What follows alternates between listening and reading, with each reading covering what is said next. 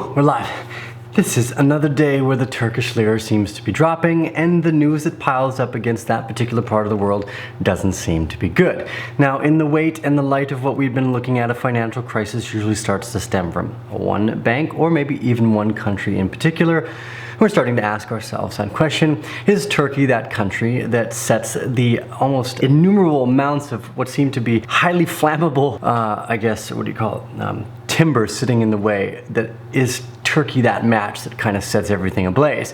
So as you take a look at it, the global stocks and US equities futures were basically a sea of red on Monday morning as the Turkish economic crisis had accelerated to new speeds. The lira plunged, continued, and even further measures were taken by both Turkish banking and regulatory central banks, which failed to basically stop the collapse of the TRY for any particular reason. The lira then plunged with the country's equity index after President Recap's Tayyip Erdogan maintained his defiance toward the US and refused to change the financial track in its speeches on Sunday.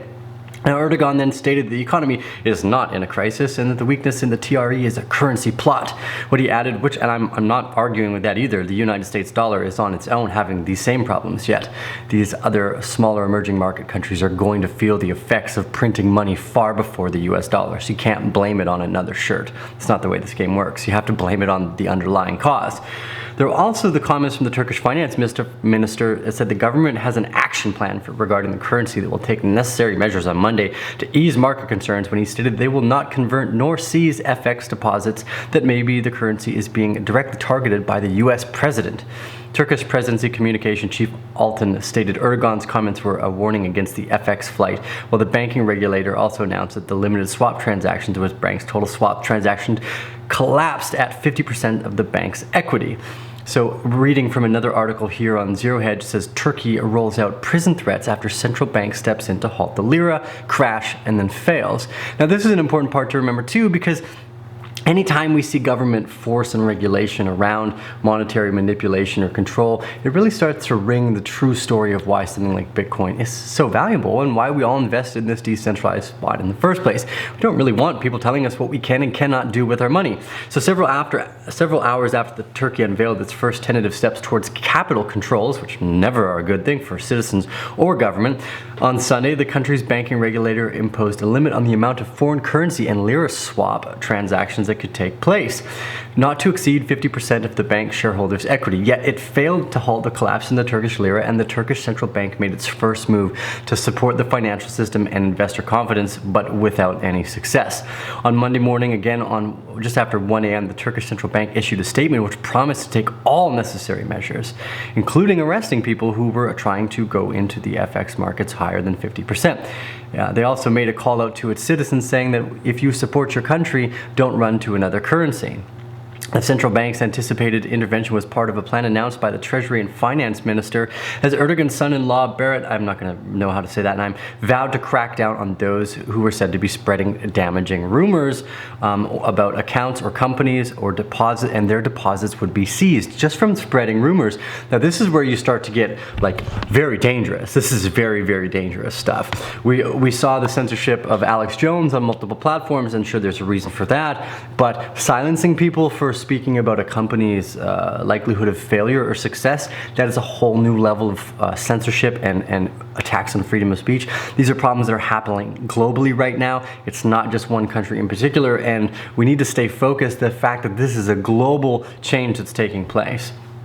So the other quote here from, it says, separately, Capital Markets Board and Arcane issues warnings that misleading news on markets, those who report misleading, wrong, or false stories about listed companies, banks, or other financial entities could impact investor decisions and could be fined, and up to 2 to 5 years imprisonment sentence. Well, thank God I'm not from Turkey, because I'm about to tell you right now that all of those companies are going to have serious trouble because they are an emerging market, and if those banks fail, just like Italy, Greece, and Venezuela, the entire country is going to be on the chopping block. So keep that in mind, all the beautiful and wonderful citizens of Turkey. This is not just your government or bank's fault. This is an intrinsic problem that is inside the money and the financial system as it is. So if someone else can't say, if you guys can't say it, I'll say it for you. beware, Turkish investors, it is going to be a difficult few years ahead. The only stable things that we have seen in these types of times, things like Bitcoin, that allow you to move on the up and up as we realize more and more how tyrannical governments and banks can get when you give them total control of the financial system.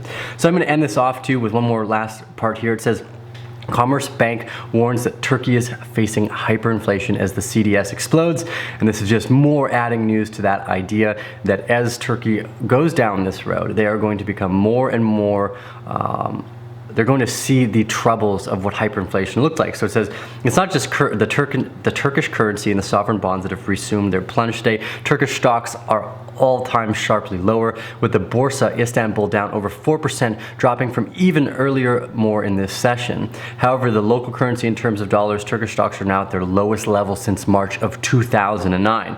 So far in 2018, the local stock markets have lost a fifth of its value in lira terms, but a whopping 55% in US dollar terms, which Goldman Sachs recently warned would see the excess capital wiped out if the lira hits 7.1. And having feared especially bad with the BIST, which is the Borsa Istanbul 100 bank sector down 7.4%, Monday 40.7% local currency terms of year to date, and a down 70% total for the year. So again, these are those signs. Within this current backdrop, we view the banks as extremely vulnerable, the Turkish lira especially, and the impacts on the countries that surround it and the countries that they're connected to.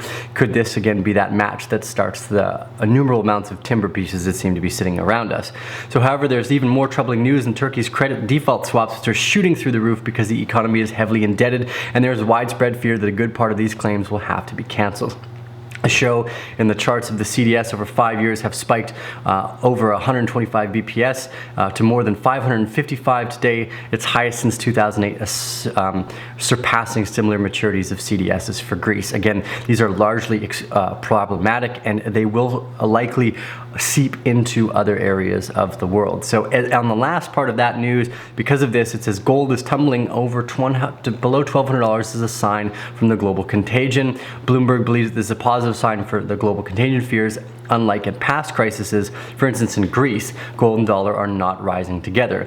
If the waves of Turkey's crisis really are expected to knock over like dominoes in South Africa, Mexico, Italy, and so on, as well as the banks in the Eurozone, this yellow metal could have easily risen alongside the dollar, as it did in Greece when it nearly blew up back in 2010. So spot gold is now the lowest price it's ever been since January 2017. And some of the desk chatter here is the spot gold price is weakening due to the Turkey's dampening at the reserve asset and to support currency, but there is no news to confirm this. But anyways, with that in mind, keep your eyes on the markets, because these are all interrelated as we start to see the skin torn off the frail and fragile old economic system, and as people start to realize what's truly valuable and what we need to fix these problems. I think blockchain, Bitcoin, Digibyte, whatever currencies, decentralization, whether it's things like YouTube, which is also decentralized, but not censorship resistant. Again, blockchain adds censorship resistance to it. So if you haven't, check out Steam It. If you like this content, remember to give us those thumbs up. If you're new to the Bear family, remember to hit that little bell, subscribe, join our Telegram channel in the chats below, where there are people constantly trading, coming up with great ideas, sharing information on from how to barbecue to how to short on BitMEX or something like this. If you do like this, those thumbs up actually help us go find our way down the YouTube algorithm, so it's extremely important. This is Teal with the Arcane Bear. Thank you, Bear family, for joining us one more time again today as we go over the market news and whatever happens to show up to catch my eye. I'm going to be jumping off and signing off for today, and we are heading to London over the next week or two, so if any of you happen to be out that way, please get in touch with me, and we'll see you guys on the other side.